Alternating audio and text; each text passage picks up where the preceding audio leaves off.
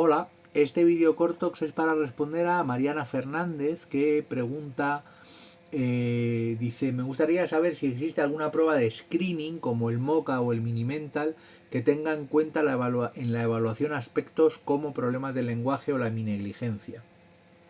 ¿Existen adaptaciones para medir memoria, atención, funciones ejecutivas cuando existe afasia, quitando el componente del lenguaje? Bueno, la primera parte de la pregunta me parecía una y la segunda parte de la pregunta me parece otra. Existe un mini linguistic state examination, es decir, existe un mini mental lingüístico que está creado fundamentalmente para detectar casos de afasia primaria progresiva.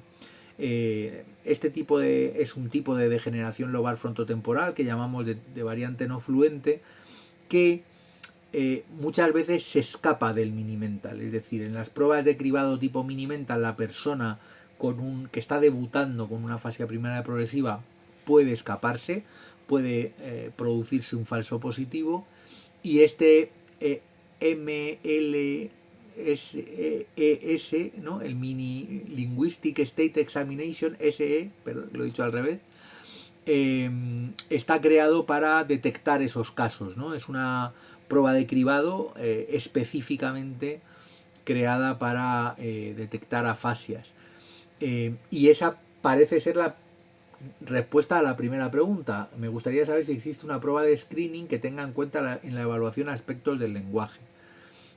Es esa la prueba por excelencia. Pero creo que lo que quiere preguntar Mariana es lo contrario, es decir, ¿qué prueba de cribado elimina el efecto del lenguaje? Por cómo formula la segunda parte de la pregunta. Y entonces aquí es muy complicado. Es muy complicado. Tenemos que tener en cuenta que, claro, el lenguaje es un proceso cognitivo, como casi todos, absolutamente transversal, que va a afectar desde los mecanismos atencionales perceptivos hasta los mecanismos prácticos ejecutivos, ¿no? Finales, porque de alguna manera pensamos de manera simbólica, ¿no? Pensamos con el lenguaje. La única manera que tenemos de evaluar a un paciente con una gran afasia es efectivamente eliminar todas las pruebas que tengan componente verbal.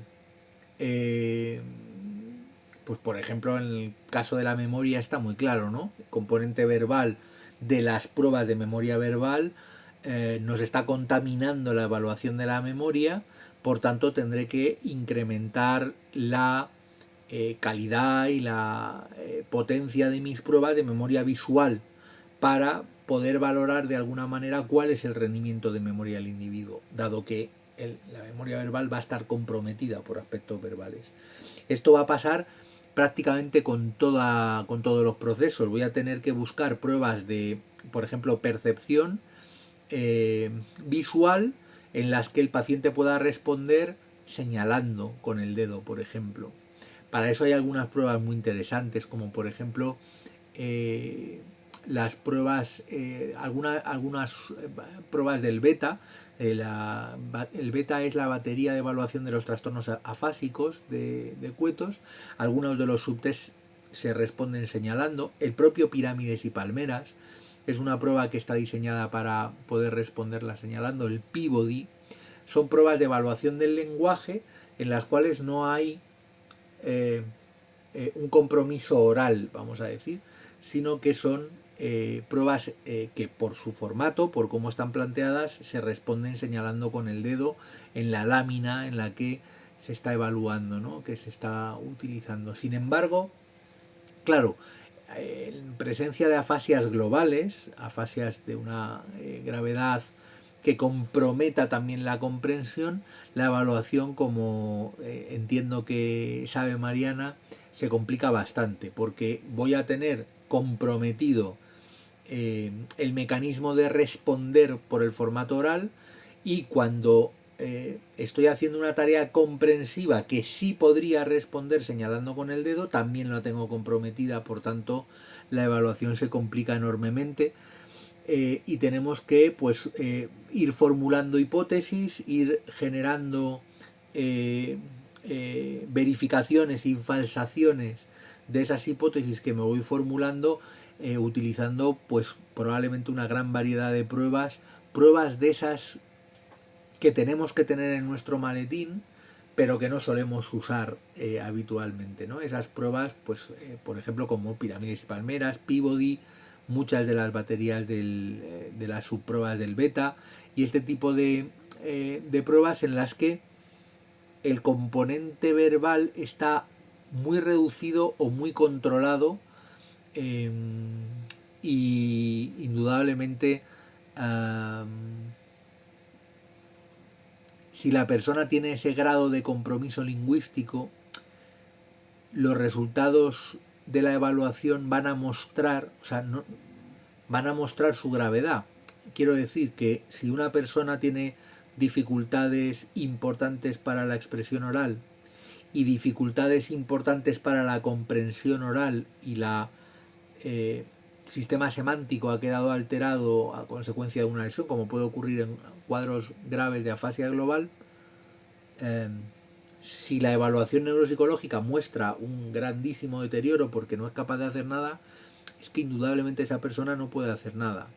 Por tanto, creo que de alguna manera se cumple un poco la premisa, ¿no? Y es que los pacientes que están mejor se benefician más de la terapia porque tienen más de lo que agarrarse, y los pacientes que están más graves, lamentablemente, tienen peor pronóstico, se benefician menos de la terapia porque tienen menos de lo que agarrarse. Por tanto, la pregunta es, dice, ella comenta después, Mariana dice, se puede hacer TMT, Stroop, ¿no? Que son pruebas aparentemente menos cargadas, pero da igual. Bueno, Stroop no, yo ahí pondría 5 dígitos, ¿no? Es la prueba que tiene menos compromiso de las dos.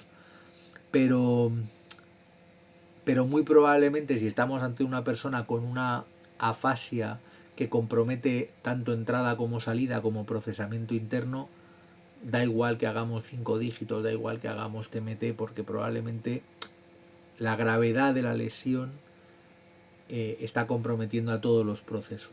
Así que, bueno, pues eso es un poco lo que se puede comentar y la reflexión que se puede hacer al respecto. Venga, un saludo, chao.